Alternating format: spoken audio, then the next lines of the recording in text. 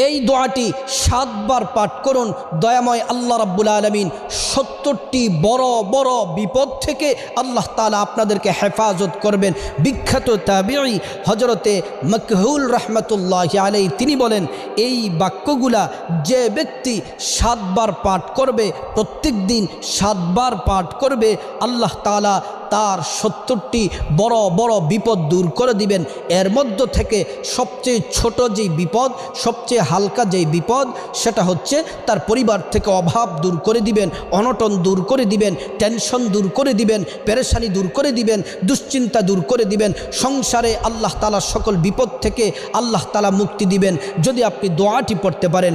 দোয়াটি হলো লা হাওলা ওয়ালা কুওয়াতা ইল্লা বিল্লাহি ওয়ালা মালজা মিনাল্লাহি ইল্লা ইলাইহি। প্রিয় দিনী ভাই ও বোন, কষ্ট করে দৈনিক এই দোয়াটি 7 বার করে